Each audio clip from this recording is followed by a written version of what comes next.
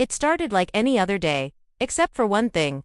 Emma had been obsessing over this blind date idea for weeks. She had been texting me constantly, asking all kinds of questions about my type, what qualities I liked in a person, what kind of guy I'd want to meet. I thought it was just another one of her schemes to fix me up with someone, but this time, she seemed more serious about it. She kept saying, "This guy is perfect for you. Trust me, you'll love him." I wasn't sure whether to be excited or nervous, but I played along. I'd been on dates before, and none of them had turned out well. Emma had tried setting me up with people in the past, but nothing had ever clicked. Still, I didn't want to disappoint her, so I agreed to meet the guy. I had no idea what I was getting into.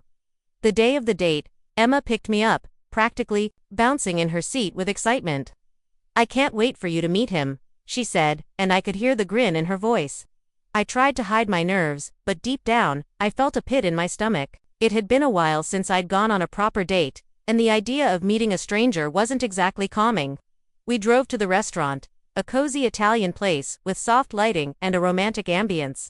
Emma was talking a mile a minute, telling me how great the guy was, how he had this amazing sense of humor, and how he was everything I needed. I just nodded, trying to sound enthusiastic, but the whole situation felt off. What if this guy wasn't right for me? What if I didn't like him? The thought made me anxious, but I kept telling myself it would be fine. When we walked into the restaurant, Emma was practically skipping with joy. I, on the other hand, was trying to calm my racing thoughts. The place was beautiful, with candles on every table and soft jazz music playing in the background. We were led to a small table near the back, and that's when I saw him. Sitting there, waiting for us, was someone I hadn't expected. Luke, the guy I'd gone to college with. I hadn't seen him in years. He looked up when we approached, and I froze, my heart skipping a beat. He looked just as surprised as I was. This wasn't a random blind date, this was Luke, the guy I'd shared a few classes with back in college. We were never close, but we had talked a few times, mostly about class assignments. My mind started racing. Why didn't Emma tell me? It was Luke. Emma looked back and forth between the two of us, clearly delighted by our surprise. "You two know each other," she said with a grin. I stood there for a moment, trying to process what was happening. I couldn't believe it. How could Emma have not mentioned that it was Luke? I forced a smile and nodded. "Yeah, we went to college together," I said, trying to keep my voice steady. Luke's eyes widened, and he quickly stood up, offering a sheepish smile. "Small world, huh?" he said, sounding just as thrown off by this as I was. I couldn't decide if I should laugh or just run away. This was beyond awkward. Emma was watching us, clearly pleased with herself, while I stood there, trying to figure out what to do next. "It's been a while," I said to Luke, still trying to wrap my head around the situation.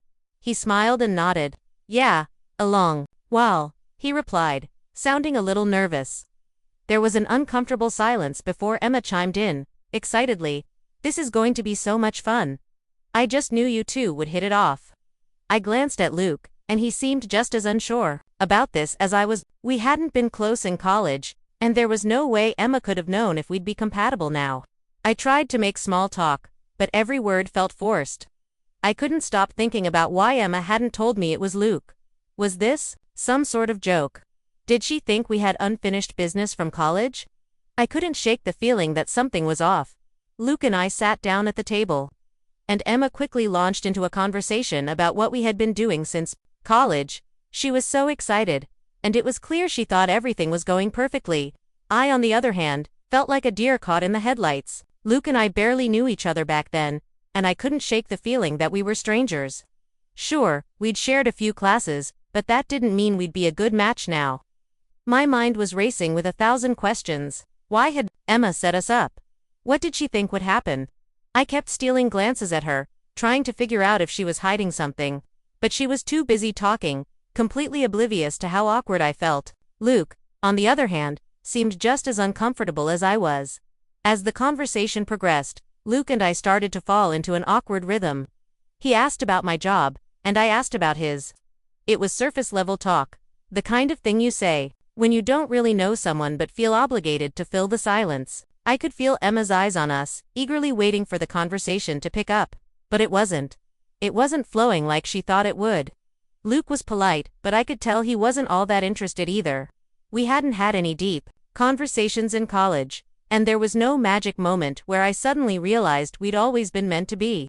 He was a nice guy, sure, but there was no spark between us. I could feel the tension building, but neither of us knew how to escape the awkwardness. I excused myself to the bathroom, needing a moment to breathe. I wasn't sure if I was more confused or frustrated at this point. Why hadn't Emma told me it was Luke? Was this some weird plan to get us together? I looked at myself in the mirror, trying to calm down. My heart was still racing, and I couldn't stop replaying the situation in my head. I wasn't upset with Luke, he hadn't done anything wrong, but I was annoyed with Emma for springing this on me without any warning. She knew I wasn't looking for a relationship right now, and setting me up with a guy I barely knew from college felt like a bad idea. I tried to steady my nerves, reminding myself that I could just get through the night and move on. But something about the whole situation didn't sit right with me. When I returned to the table, Emma and Luke seemed to have fallen into an easy conversation. They were laughing and sharing stories, and for a moment, I felt like I was the odd one out. It was like they had their own little world, and I wasn't part of it. I sat down, trying to rejoin the conversation, but it was clear that Luke and Emma were much more comfortable with each other than I was with either of them. I felt like a third wheel on my own date. Luke kept glancing at me occasionally, but it wasn't the kind of look that said he was interested. He was just being polite, and I couldn't blame him for that. But I couldn't shake the feeling that Emma had pushed us into something neither of us wanted. I watched as Emma and Luke continued to chat, their faces lighting up with every joke and story. It was obvious that they had more in common than I did with either of them. I tried to engage, but the conversation never really took off. I found myself staring at my plate, picking at the food, wishing I could disappear. I hadn't expected to feel so out of place, but there I was, sitting between two people who seemed to have their own connection while I was stuck in this awkward limbo. Every time I tried to contribute, the conversation seemed to shift back to them, and I felt like I was fading into the background. I couldn't help but wonder why Emma had set us up in the first place.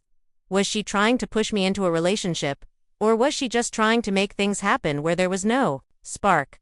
Eventually, I decided to change the subject, hoping to steer the conversation in a direction that felt less forced. I asked Luke about his travels, thinking it might give us something else to talk about. He seemed happy to talk about it, and for a brief moment, the conversation felt a little more natural.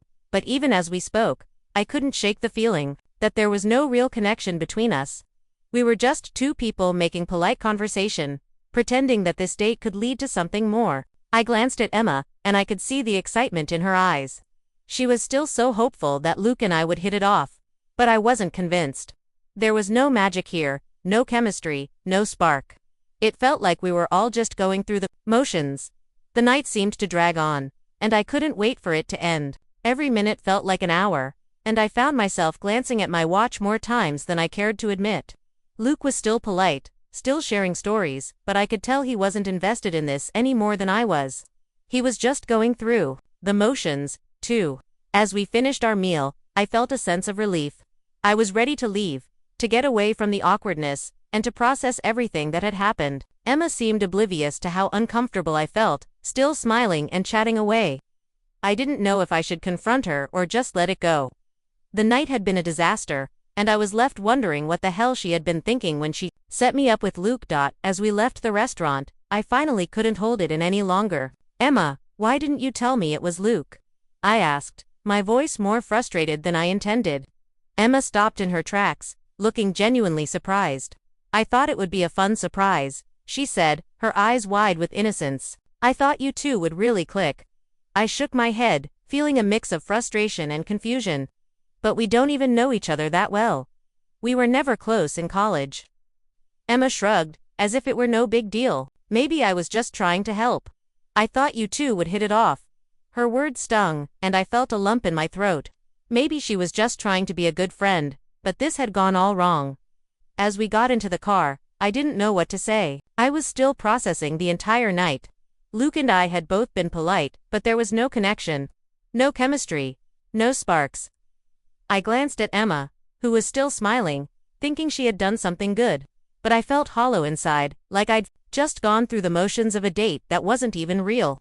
I don't know, Emma, I said quietly, my voice shaking a little. I don't think it was meant to be. She looked over at me, still hopeful. I don't know. Maybe next time. But I wasn't so sure. There might not be a next time. At that moment, I realized that no matter how much she tried to push us together, there were some things that just couldn't be forced. By the time we got home, I was emotionally exhausted. I needed some time to think, to clear my head. As I sat in my room, I realized how strange this whole thing had been. Emma had been so sure that Luke and I were perfect for each other, but it just hadn't worked. It wasn't even close. I appreciated her trying to help, but I couldn't shake the feeling that she had crossed a line by not telling me who it was. I wasn't mad at Luke. He had been kind and polite, but I wasn't interested in him, and I wasn't sure I'd ever want to be. In the days that followed, I had a conversation with Emma about the date. She was still convinced that it could have worked, that there was something I missed. But I knew the truth. Some connections just can't be forced. Maybe Emma meant well, but sometimes, even the best intentions don't lead to the right outcome. I appreciated her friendship, but I also realized that I needed to make my own decisions about who I dated. The experience with Luke was awkward and uncomfortable, but it taught me a valuable lesson. In the end, it wasn't about the date or Luke. It was about trusting myself to know when something felt right and when it didn't.